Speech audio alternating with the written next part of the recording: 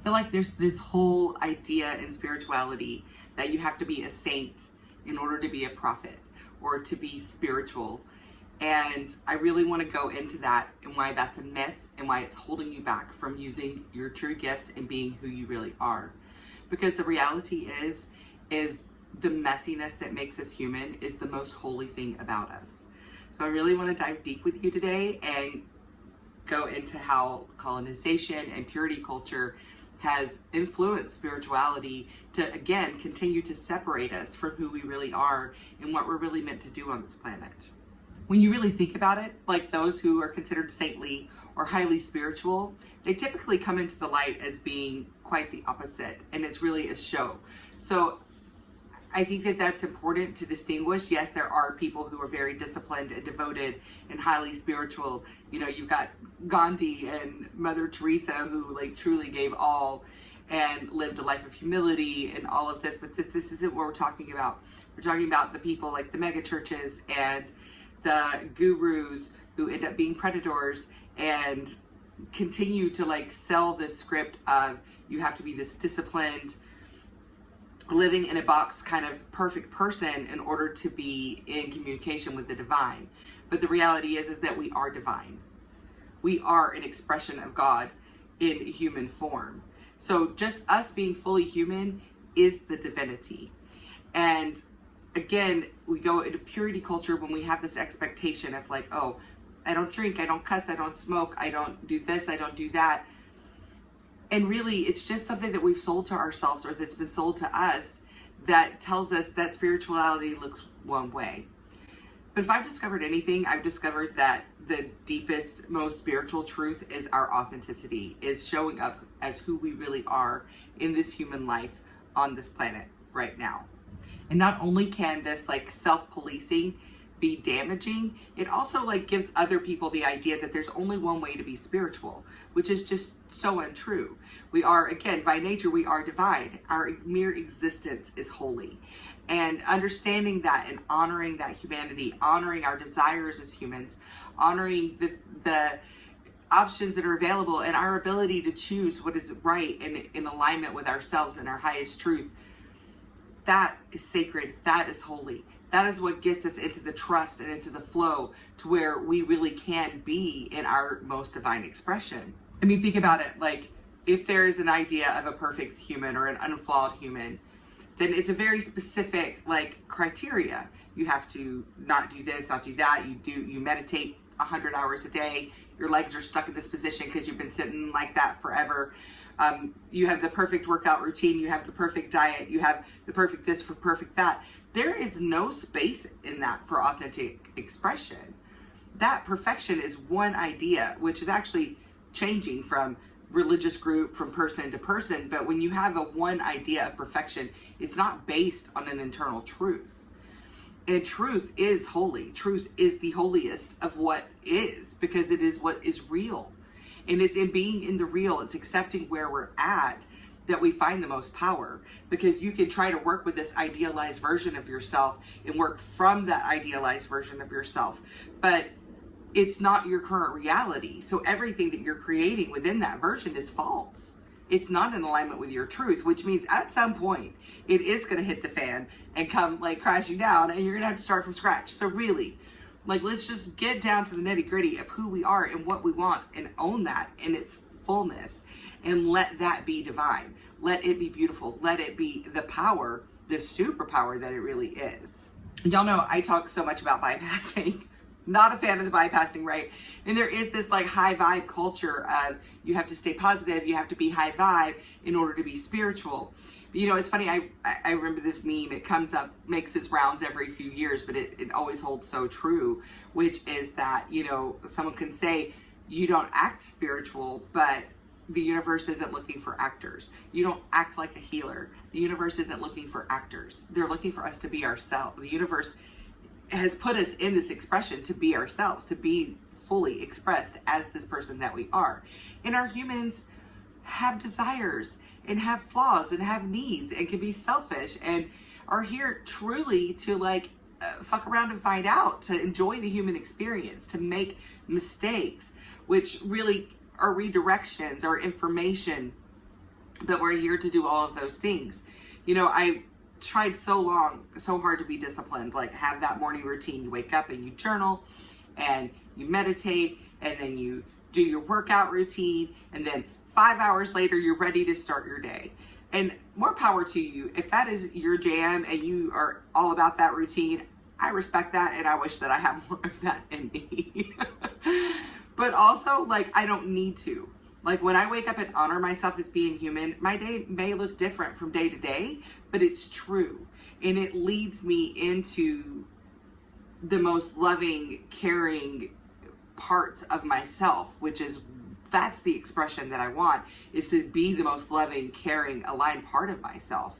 And so the more I can lean into that and nourish that, the more that that's what's going to show up in my world, in my outer world. You know, like, it's funny because I am so funny about like reading my labels, and I don't like all the chemicals in my food and red dye number 40.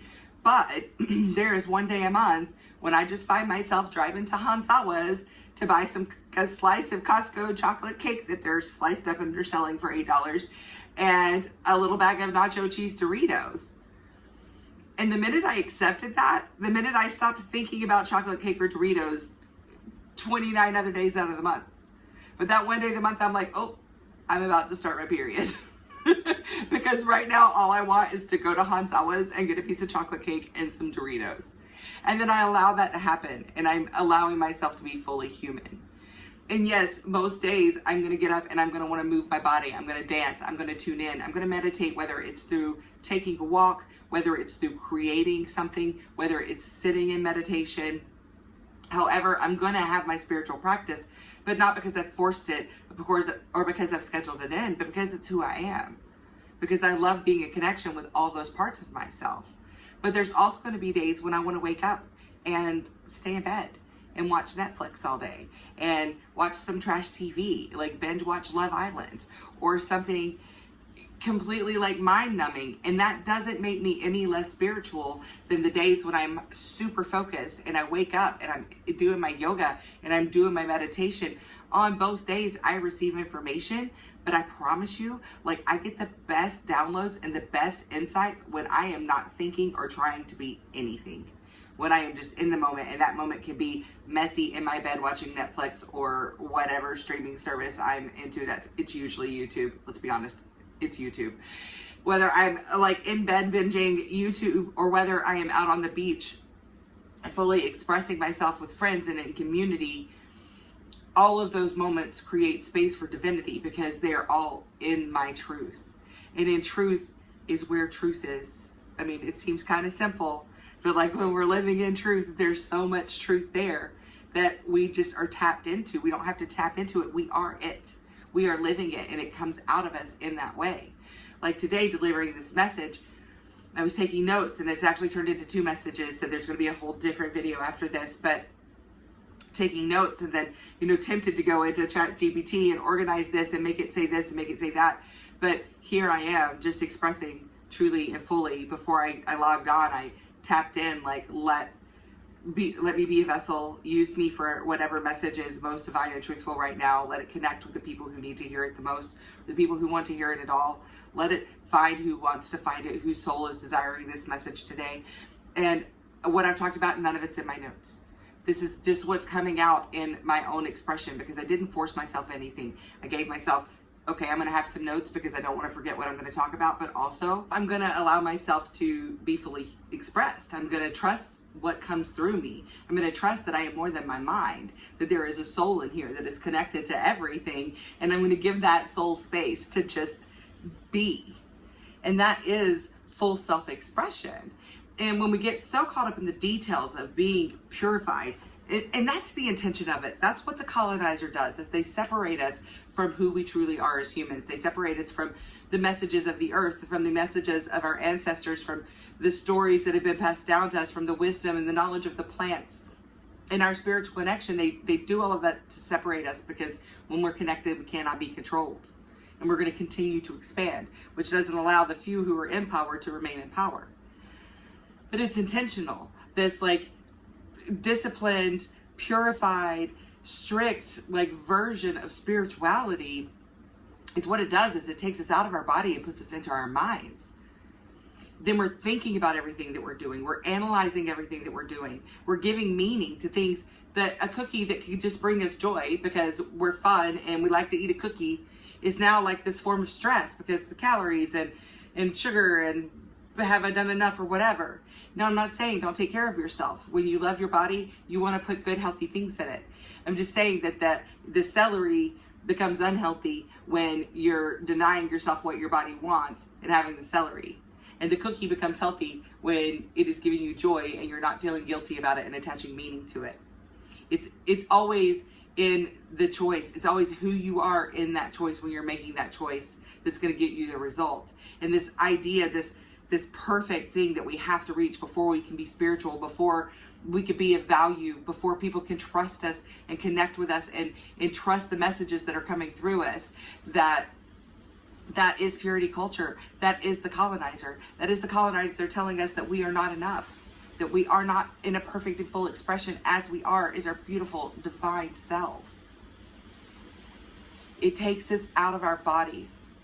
But embodiment is where the spirituality is. Being embodied in this human self is how we get the senses. It's how we get the visions and the messages and the impressions from being embodied. So if you're doing something because it feels good for you and you love it and it brings you to full self-expression, then do it. Heck yeah. But if you're doing something because you think that you have to earn or prove or be something in order to be fully self-expressed, something other than just who you are, burn it to the ground. It's not getting you where you want to be. It's not getting you where you want to be. And I'll ask you from your own experience to tune in and to the people that are sterile, who everything is perfect and they live a sterile, disciplined life. How do you feel around that person? How do you feel in your body? How do you feel about yourself? How do you feel about your life?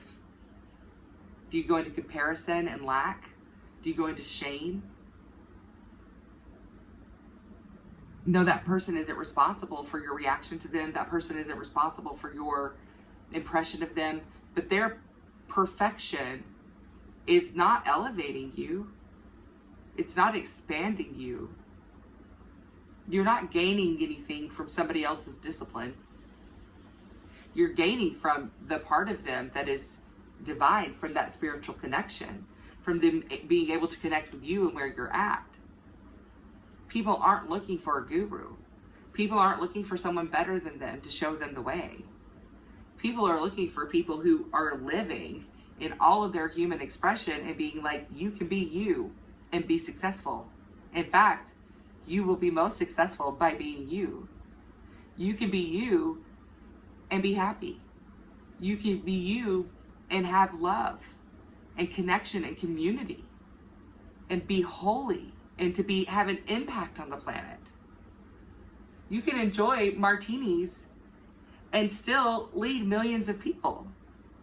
You can enjoy binging Netflix and still be disciplined and holy. Whatever is your truth is what's holy. It doesn't need to look a certain way. It doesn't need to sound a certain way. It just needs to be your truth. And the more that we give ourselves permission to be in our truth, the more we uncover more and more and more of our gifts. And the more we connect with other people who have gifts. And then they get more of their gifts. And then other people see that and have permission and they're like, oh, I get psychic messages too. I just thought that you had to be a psychic to be psychic. You have to be this trope of what a psychic is. Or, oh, I use energy healing too. I've been doing that. I just never thought about myself as an energy healer because, just like a regular person. It's the regular people that we need. We don't need the people that are performing spirituality. I mean, we need them to be themselves. Great. But it's not their performance of spirituality that we need. We need the authentic expression. And if the spirituality looks like a box, again, there's no authentic expression in that because then everyone looks the same. The authentic expression is in our uniqueness, in our messiness, in our mistakes and our lessons, in our embarrassments, in our joy and our connection and our love and our gifts, and in the things that we love and the things that we don't love. That's our authentic expression, who we are, what is real to us. And that is going to have the greatest impact, greater than any performative spirituality that you can master.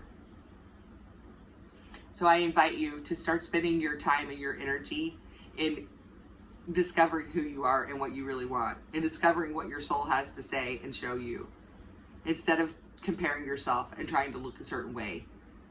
If you have gifts, use them now. They will lead you to more of yourself. It's not the other way around. You don't have to be more of yourself to use your gifts. Use your gifts. They are you. They are a part of you. The more you are using your gifts, the more you are being yourself, and the more you will be more of yourself, and more, and it just begets more and more and multiplies. And like everything, it just compounds. I'm putting up another video on good and bad, and how to, when you're in that place where you're no longer being the good girl or the good boy, and you're no longer trying to meet an expectation for spirituality, and you're really trying to understand what's good and bad, not based on what you've been told, not based on society or programming, but really to be able to discern for yourself what is good and bad, what is true for you in each moment, because it is evolving and it is always changing. But to really learn how to be able to trust yourself in those moments, so that you can trust your humanness, so that you can trust your messiness, so that you can lean into being a couch potato for a day without worrying that it's who you are or who you're going to become. Like, to be able to make that discernment. I made a whole video about it. I put it up here. Check it out if that sounds like something you're interested in. If you got something out of this, please share it with someone else who you think will enjoy it. Like, subscribe, all the things. Talk to me in the comments. I love connecting with you. This is a community. It's here for everyone. I love to hear from you, and I look forward to seeing you in the next one. Thank you. Aloha.